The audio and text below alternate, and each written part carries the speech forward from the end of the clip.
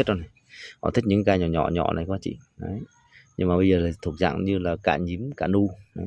Nên làm quả sầu riêng là nó cũng không đơn giản, nhưng mà khi bán sầu riêng cũng chẳng đơn giản thế nào. Mến chào tất cả các anh chị quay lại với Nắng Nhân Tây Nguyên TV nhé. Lại là nông dân Tây Nguyên đúng không các anh chị ơi.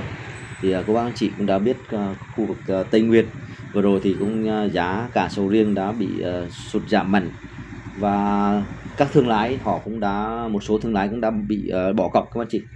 Và bây giờ tình hình sầu riêng hiện tại bây giờ thì cũng đã có sự khởi sắc, giá cả bắt đầu là có nhích lên một xí. Thì các kho bãi bắt đầu là tập kết gom hàng để xuất khẩu.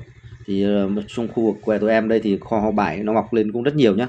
Các xe container ở mọi nơi tập trung về để đóng hàng, toàn xe công đông lạnh không anh chị. Thì cũng theo như tìm hiểu biết thì cái giá khu vực tại Tây Nguyên hiện tại thì cũng giá J6 thì giá đẹp nhưng anh chị cứ tầm 60 đến 62 ngàn, đó là cái giá chung nhé. Còn giá mà mua ngoài thì thương lái đi mua thì khác. Và mua xô thì có tầm 41 đến 57 ngàn. Đấy. Còn giá sầu riêng đẹp thì Thái thì từ tầm đến 85 đến 100 ngàn các anh chị. Còn cái loại mà người ta đi mua xô hàng xấu thì từ 60 đến 84 nhé. Đấy. Thì cái giá chung của khu vực hiện tại bây giờ, nhưng mà thương lái họ đến mua thì cái giá cả nó khác, không được như bây giờ. Các bác chị cũng đã biết thấy cái dàn xe công đã về tập trung ở những cái kho, nhưng mà có nhiều cái kho là vẫn đang còn đóng cửa ở trong, họ vẫn chưa mua được nhiều. Đấy. Có một số kho thì cũng đang cầm chừng và mua cũng đang số lượng ít các bác chị. Thì cái giá cả mà nhích lên một tí thì nó sẽ có sự khởi sắc hơn, để thương lái có thể là đến vườn bắt dễ dàng hơn. Đấy. Thì cũng khảo sát một số địa điểm để các anh chị cùng nắm bắt được cái tình hình chung của khu vực ở thị xã Buôn Hồ nơi chỗ em ở, và cái tình hình giá sầu riêng và tình hình mua bán sầu riêng như thế nào. Đấy. Lâu lâu cũng thay đổi không khí một xí để đi ra ngoài để các anh chị cùng nắm bắt không gian bên ngoài một xí nhé. Rất nhiều kho bây giờ đóng cửa luôn các anh chị. Hôm nay lại tiếp tục vẫn chờ đợi thương lái các anh chị. Sau thương lái thứ 5 là ngày hôm qua, thương lái thứ 5 vào thì cũng đi thăm những cây sau vườn này và ngoài kia. Thì nói chung họ vẫn thích cái mẫu trái tương đối là đẹp, da xanh, gai nhím và trái cũng tương đối là ổn, không đến nỗi mà phì to quá mà cũng không nhỏ quá. Ở trong vườn nhà này thì họ cực kỳ là khen 3 cây sau này các anh chị.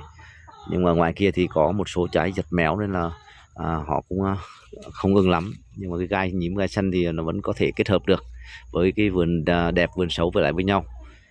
Thì sau một thời gian Tây Nguyên bị sập giá, các thương lái bị thua lỗ vì cái đợt là giá cao và chốt vườn cao, mà bắt đầu là sau này sập giá xuống còn thấp quá, nên là khi thương lái lỗ thì một số thương lái họ đã bỏ cọc luôn. Và một số thì lại bây giờ là thương lái nhỏ lẻ thì họ lại không dám đi cắt, tại vì cắt về những kho bãi lớn thì người ta đã kiểm tra cơm này cực kỳ kỹ. Nhiều khi màu mạ bên ngoài nó đẹp như này các anh chị, xanh này, gai nhím nhỏ mắt như này, nhưng bên trong là bị sượng nước, sượng cơm, nên là họ bắt hàng họ giặt ra rất nhiều. Ví dụ đến mua cái loại đẹp thì cái tầm giá bây giờ là họ mua xô là từ 60 cho đến 70, và có cái vườn họ chốt đến 72 luôn. Nhưng mà khi ở cái thời điểm mà họ chốt cái giá 72 thì cái thời điểm giá nó đang còn cao nhá. Đến lúc cái giai đoạn sập giá thì sầu riêng sập giá, Tây Nguyên sập giá, cái là họ bây giờ họ vô họ cắt thì họ đã nhập bị lỗ giá luôn. Đấy. Thì mà cái đó là bây giờ đang còn, mà may là đợt vừa rồi này tăng được mấy ngày nay là giá nó đã tăng nhích thêm một xí nữa thì họ lỗ ít nhá. Còn nếu mà giá mà như đợt trước mà sập xuống nữa thì còn lỗ nhiều hơn nữa. Nên là họ, những thương lái lớn thì họ đi họ cắt được. Nhưng mà những thương lái lớn thì họ đi cắt những cái vườn mà có số tấn nhiều, tại vì họ thuê người đi cắt thì phải nhiều chứ ít quá người ta không cắt. Chị như vườn nhà đây thì họ thích cái mẫu trái như thế này rồi, nhưng mà họ lại bỏ ít quá, cái người đi gõ là người ta không muốn đi cắt, tại vì cắt tạ cắt ký là muốn cắt một vườn luôn để cho nó đặt số ký. Thứ hai nữa là vì khi người ta cắt một cái vườn nào đó là người ta sẽ đi nhập là một loạt đồng đều giống nhau. Chứ bây giờ là nhà em là được chục cây, sang nhà hàng xóm vài chục cây, rồi sang nhà hàng xóm khác vài chục cây, những cái màu mạ nó khác nhau. Ví dụ đây là gai xanh da nhím, nhưng sang vườn khác lại gai nu, rồi da bò, da ra ruốc thì họ lại không nhập chung lại với nhau lộn thùng phèn được, nên là cũng họ nhập cũng khó nhá, nên là họ không cắt đấy. Nên làm quả sầu riêng này nó cũng không đơn giản, nhưng mà khi bán sầu riêng cũng chẳng đơn giản thế nào, mà nhiều nó thì bán sướng, nhưng mà ít quá thì lại cũng bán không được đấy. Cái khổ thế các chị, thà nó nhiều nhiều một xí luôn, thì một vài ba tấn luôn, người ta vô người ta cắt luôn thì nó dễ.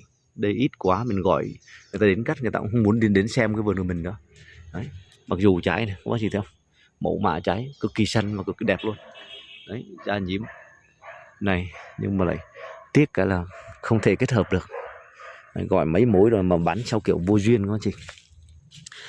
Như hiện tại bây giờ các kho thì có một số kho mới mở, cũng bắt hàng được một số, còn có nhiều kho thì chẳng có hàng mà bắt luôn. Tại vì giá bây giờ hiện tại bây giờ nhiều khi là nhiều kho bắt kỵ quá, người ta cũng đi bỏ, người ta đi nhập những kho khác hết. Có nhiều khi là phải sang bên Cà Long Bách bên kia các anh chị, chở hàng sang bên đó nhập. Nhiều thương lái là cắt bên này và đi nhập các kho, nhưng mà không nhập được. Nhập là người ta toàn kiểm tra xong người ta thải ra hết, loại ra hết, nên là phải đi sang bên Cà Long Bách, sang Cư Vườn Nga, không được là sang Cà Long Bách. Chạy vòng vòng. Có thằng em trai nó cũng đi chở hàng cho người ta thì cũng đi nhập cái đó đấy. Đi lên cái khu vực Cu Ret rồi là nhập mấy kho không được, sau đến lúc phải chở sang bên Cà Đông Bách, mà Cà Đông Bách nhập cũng khó lắm các anh chị, thì khi phải qua bên đó phải có người quen rồi này kia nó họ mới nhập được. Này, như cái hiện tại mà cái da mà nó cứ to này là họ không thích rồi này, họ thích những cây nhỏ này các anh chị đấy. Nhưng mà bây giờ là thuộc dạng như là cả nhím cả nu đấy. Nên là nó cũng bù cho nhau được, cái nu ít nhá, cây nhỏ cái phần thì ít này, nhưng cây nhím thì nhiều. Hai cây này, cây trước và cây sau này thì trái bình quân tương đối là đẹp, nhưng mà hiện tại bây giờ thì mấy trái này cái màu da của nó thì nó vẫn đang xanh lè, giống kiểu như cái màu da nó chưa lên già nha bác chị đấy, chưa lên già. Vừa rồi thì em đã bỏ kali cách đây cũng ngày hôm nay ngày thứ 6 hay thứ 7 gì đó anh chị, thì chắc khả năng là cơm nó cũng đã lên rồi. Thằng em vừa rồi là hội thương lái người ta đến và thăm ở vườn nhà em thì cũng kiểm tra một trái, và thằng em trai trên kia thì cũng kiểm tra một trái, thì chưa lên cơm nhá, cơm không ngọt, chưa lên đường nhưng mà chưa lên cơm, đường nó chưa lên thì nó không ngọt. Không ngọt thì nó đã bỏ kali vào, và ngày hôm nay thì bảo thằng em rể nó lên nó gõ thử và để đi nhập thì cơm đã lên vàng đẹp ngọt rồi đấy. Nếu bỏ kali một thời gian là nó sẽ lên đường nha các chị. Là cây kia có 2 vết xì mụ này, nó bắt đầu là mới ấy, là hiện tượng nó xì mụ xì ở đầu các chị. Thì khi làm ít quá này là cũng khó bán thật sự luôn. Nên tâm lý bây giờ thì hầu hết tất cả các bác anh chị nông dân mà đến bước vào cái giai đoạn mà bán trái sầu riêng này rồi thì cũng cực kỳ tâm lý giống nhau thôi. Ai cũng muốn bán được cái sớm để cho nó phục hồi cái cây, nhưng mà thật tiếc là ví dụ mình ít quá rồi chưa gặp thương lái phù hợp, rồi họ vô họ xem vườn họ ép giá này, giống như cái này đi đọt này đó. Vừa rồi em đã làm già lá nhân thì bên lá nó mỡ hết rồi, một thời gian mà chưa ấy nữa là nó sẽ già, nhưng mà cái cây này nó bị rụng nấm hay sao là vừa rồi 16 trái mà bây giờ rụng còn có được 11 trái nữa thôi, mà hy vọng rằng nó đừng có đụng nấm hay gì nữa nhá. Nhiều khi bây giờ hiện tại có khi bây giờ ra thăm vườn thì chưa có vấn đề gì xảy ra đâu, nhưng mà buồn có khi chiều ra cái là nó rụng mất một trái đấy. Nên nhiều khi không biết thế nào, hy vọng người ta cắt sớm để nó phục hồi cái cây cho mình cho nó khỏe cái. Đọt thì vừa rồi phun thì nó cũng có hiện tượng là đứng đọt lại rồi, thì đứng đọt để cho nó lên cơm nhé. Lên cơm thì nó sẽ cắt nó đảm bảo hơn. Đấy. Quả nào nhìn đẹp mắt hết, hy vọng nó già sớm để mà cắt đi rồi mà phục hồi cây rồi tiếp tục vụ mùa sang năm và tiếp tục hy vọng. Thì bây giờ thì làm khó, bán khó, Tây Nguyên này bị sập giá, rớt giá, đủ thứ nguyên nhân khi làm một trái sầu riêng. Đấy. Nhất là cái mậu làm nhiều khi trúng cái mậu mà nó xấu, nó già rẻ, nó nhăn nheo, nó bị rầy rệp rồi đủ kiểu, nên là xấu quá, bán người ta đến người ta không thèm trả giá luôn. Còn những đẹp đẹp thì người ta đang còn trả giá anh xí, đến im lặng quay đầu anh chị. Cây hình xanh bây giờ lá xanh đang nuôi trái mà lá xanh như thế là ổn. Đấy. Ngoài vườn kia thì ngoài kia thì yếu hơn, lá muốn kiểu hình tượng muốn suy rồi. Đây cũng mong cho cắt được cắt để mà mình phục hồi lá các anh chị. Đấy, còn có bạn chỉ thấy bộ lá ngoài này không? Nó bạc nó vàng này. Có một số cây vào trong là về chiều là nhìn thấy nó suy lá luôn. Đọt đó vừa rồi thì em đã tiến hành em chặn đọt lại, thì đọt có quéo quéo, nhưng mà giờ mưa hay lại tươi tỉnh lại, giống muốn tươi tỉnh lại các anh chị. Cái này chặn mình chặn tạm thời trong vòng mấy ngày là nếu không ấy là phải chặn tiếp, không có là nó lại ngóng góc lên, nó là cạnh chân dinh dưỡng nhá. Mưa thì bồn nước này ở dưới này các anh chị. Yeah. Đất ẩm nhá, đất ướt luôn. Thì vừa rồi em cũng đã tiến hành dọn cho cái bầy mặt cỏ trong cái bồn cho nó sạch luôn, để cho nó nhăn khô ráo cái bồn để cho lên cơm nhé, đợi sần sượng nhé. Nhưng mà bây giờ mấy bữa nay là Tây Nguyên cứ cách 1-2 ngày nó lại mưa, mà đợt trước thì đã dừng được 10 mấy ngày rồi thì cho nó lên cơm rồi, bây giờ nó quay lại mưa tiếp, mà mưa như thế này tình hình thì lại tiếp tục là coi chừng lại bị sượng cơm sượng nước tiếp. Đấy. Nhiều khi mậu mạ trái bên ngoài đẹp gai nhím thế rồi, nhưng mà bên trong đôi lúc là lại bị sượng cơm sượng nước các anh chị. Mà sượng cơm sượng nước thì họ bây giờ là thường lại họ chê, họ lại không lấy mấy chết rượu. Đấy. Đứng quẹo quẹo quẹo, bây giờ hắn này là muốn tươi tỉnh lại rồi. Bên trên là ảnh hưởng của đọt, là dễ bị sần sượng không lên cơm. Bên dưới là nước hút lên, mặc dù mình đã tăng cường kali nhé, nhưng mà nó hút lên nó vẫn cứ bị. Đấy. Không biết cô bác chị làm sầu riêng như thế nào, cho em thì đôi lúc mình nghĩ thấy cũng nản lắm các bác chị, chán luôn đó. Mình làm tâm huyết về nó, bỏ sức bỏ công nó từ đầu cho đến lúc giai đoạn về sau này, để được trái sầu riêng nó lên không bị nấm, gai đẹp, da xanh là cả một vấn đề. Mà khi được những vấn đề đó thì nó mừng cực kỳ luôn. Còn những trái bị giật méo, giật cong rồi này kia, lại tâm trạng lại tự nhiên lại tụt hứng, lại buồn. Rồi khi bán gọi khách vô, mà có khách vô xem vườn mà khách vô họ cắt liền luôn hoặc đặt cọc luôn thì lại là mừng. Xong rồi họ vô xem mà họ im lặng, họ đi, họ trả giá thấp rồi họ đi, rồi họ không mua họ đi, lại tiếp tục buồn. Đấy, các bạn chỉ có tâm trạng như thế không? Cực kỳ buồn luôn. Rồi bước ra vườn về, bắt đầu là về mùa giai đoạn cuối, là giai đoạn cuối của làm trái, thì cứ đi ra nhìn mà dưới gốc không rụng, trên cây nó không rụng, lại buồn, lại vui. Xong rồi nhìn lên cây mà thấy có quả nào rụng lại buồn, nên có quả nào bị nấm cũng lại buồn luôn. Đấy. Tâm trạng làm sầu riêng nó vui buồn lẫn lộn thất thường đấy. Nhiều khi là cũng không hiểu sao luôn. Nhiều khi em đang còn làm YouTube nữa là ngồi nói chuyện một mình đây nữa. Đôi khi hàng xóm người ta nghe được, người ta lại bảo mình bị tâm thần gì ở trên nó, xong cứ ngồi nói chuyện một mình nữa quá chị. Bây giờ nó lên xanh đẹp chưa, gai nhím. Những trái mà ấy tăng cường thêm phân, bây giờ nó to hẳn lên luôn quá chị. Đấy. Những trái như này bình như thế chứ không phải là trên 2 kg hết rồi nhá.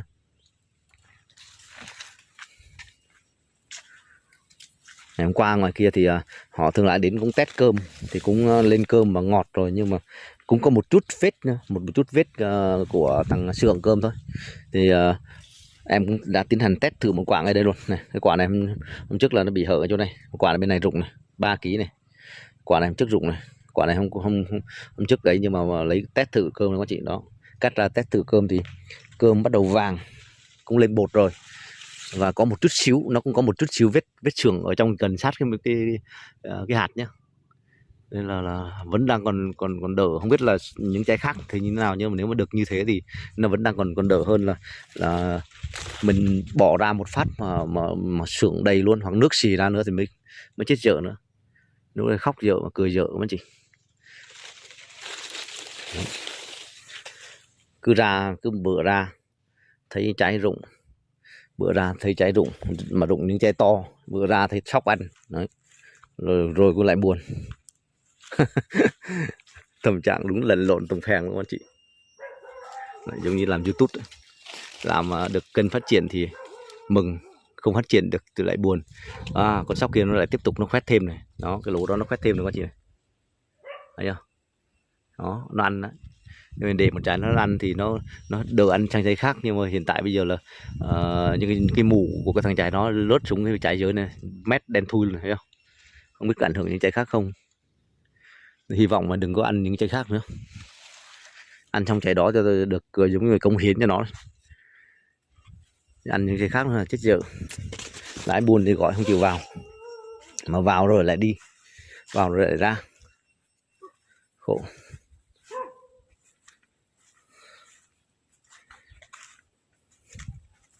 Nên là sang năm mà làm như ở đây ở trong vườn nhà mình làm nó lẫn lộn các loại cây hết, nào là cây tiêu này, nhưng nó che bóng ở trên nữa quá chị, nên khi nắng lên đấy trong cây nó đâu có nó phát được ánh nắng được đâu, trong cây nó mát này, ở ngoài này nó nắng xí nó khô này, nên là khi nó đọng nước ở đây, nếu mà mình có điều kiện mà sang năm mà làm mà mua được cái bạt bi lông á, tụ hết cái phần gốc, trong cái phần gốc của nó này, khi mưa phát là nó trôi ra ngoài đi thì hắn đỡ.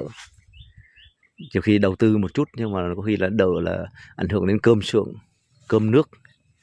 Chứ đến mùa bắt đầu là già là mà mưa nhiều nó là nước nó đọng lại trong, nó hút lên thì hầu hết vườn nào rồi cũng bị sượng cơm sượng nước hết các chị. Bữa nào cũng phải cũng ra rồi cũng chia sẻ những cái khu vườn của mình, nên các bạn chị nào mới xem thì để nắm bắt, còn nhiều các bạn chị xem nhiều rồi, xem nhiều đi xem lại rồi các bạn chị cũng thông cảm nhé, tại vì cũng biết chia sẻ vườn của mình thôi. Thì cả một năm trời làm với nó rồi, còn bây giờ còn được bao nhiêu ngày nữa là cắt, ít nhiều thì cũng là thành quả lao động của mình làm ra, thì mình cũng mong chờ là sẽ được bán được giá cao một xí, rồi trái nó mẫu mã đẹp để kiếm được số tiền nhiều hơn xí để quay lại đầu tư cho những cây sầu riêng và những cây trồng khác. Đấy. Khi cũng ai cũng thế thôi, tâm trạng người làm nông nghiệp thì muốn được bán được giá cao, giá ổn định. Đấy. Lãi buôn mua nhanh, nhưng mà duyên nhiều khi như hiện tại như thấy như em là vô duyên lắm rồi các chị. Thì có mấy cây người ta đã chế ít rồi, rồi đang còn gọi 5 mối vô rồi mà chưa mối nào mua được hết. Người ta im lặng vô, người ta quay đầu đi, có mối vô thích được những cái gai màu đẹp, rồi gai nhím, rồi kết hợp cả vườn nhà nữa, rồi ấy là lúc cuộc họ cũng bảo ít quá. Bây giờ họ thuê người đi gõ là gõ theo khoán theo tạ, mà bây giờ mà ít quá họ người cắt khoán người ta không chịu cắt. Đấy, khi người ta mua kết hợp những vườn trái đẹp đẹp, người ta kết hợp vào những cái vườn khác xấu xấu chỉ là người ta bù qua bù lại không, nhưng mà rốt cuộc rồi cũng chật hết. Cơn mưa vừa rồi gió mạnh nó có chị thấy không, nó quẹo này, quẹo đọt lên, phải lấy cái cây chống mà cột xong có là nó gãy mất cái đọt này là phí rồi. Đó, cái đọt đang phát triển này, tán đều này, rồi đang còn bị cái con gì chích hút theo cái vấn đề mà chích teo bông này, teo đọt này con chị này bên cái nách của nó này, rồi đây nó chích thì nó ăn cho cái dạng này giống bò xít, nó ăn queo lại, bên đầu là cái này cây tự động nó quắt luôn. Đây này, không phải cây ở ngoài bị mà cây này cũng bị nhá. Đấy, cây này cũng bị này, phát tán không đều này. Bên này thì dài này, bên kia thì ngắn này, nhưng bây giờ tạm thời để cho nó phát triển ra, rồi sau này mình sẽ chỉnh cắt nó sau nhé. Đấy thì cũng ra vườn và tiếp tục chia sẻ các anh chị nắm bắt tình hình các cái dàn dị viên điện tử sầu riêng đã về đích an toàn chưa, thì các anh chị cũng đã nắm bắt được rồi, và cũng rất mong sự ủng hộ và đóng góp ý kiến của tất cả các anh chị cùng đồng hành và cùng làm vườn nhé, để cho vườn sầu riêng nó phát triển và để cho nó cần phát triển, và cùng nhau hợp tác để chia sẻ kinh nghiệm cùng nhau. Xin cảm ơn và xin chào, hẹn gặp lại các anh chị ở các tập tiếp theo nhé.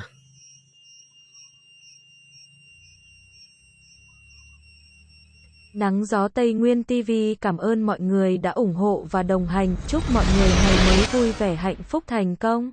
Nang jo tay na wien TV sin cam on waringuoi da ung ho va dong han chuking gin wa vue ve han phúc than kong.